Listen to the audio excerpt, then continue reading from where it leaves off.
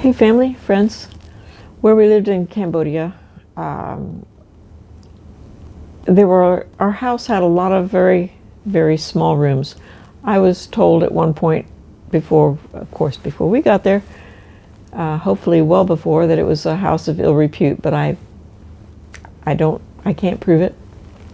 And I'm sure the house is gone now.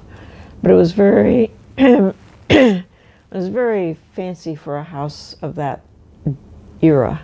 It was a very well-built, beautiful house. And like I said, we only lived on one story.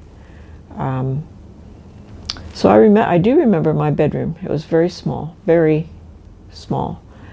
And the only thing in there besides my bed and possibly a dresser was the silverware, the item of furniture that contained the silverware. I don't know what we would call it. It might have been glass fronted, might have just been shelves. I don't know. But all of our silverware, including our baby silver cups and rattles and things that Chris and I had been given when we were born, were kept in there. And I remember waking up in the dark one night, and I saw a man climbing in the window, and he had a little light and a pillowcase, and I just watched him.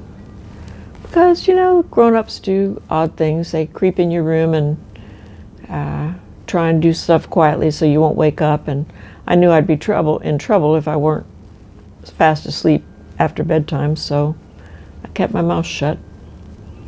And I watched him, and he very quietly took all the silverware out of the furniture, put it in his pillowcase, and very quietly crept back out of the window again. And in the morning, I told my parents that a man had come in and taken the silver and put it in a pillowcase. They freaked out, absolutely freaked out, because of course I was right there and he could have done anything he wanted. And at that point, then I thought, oh, I'm supposed to be scared. So from that point, for years and years, I was really afraid of burglars.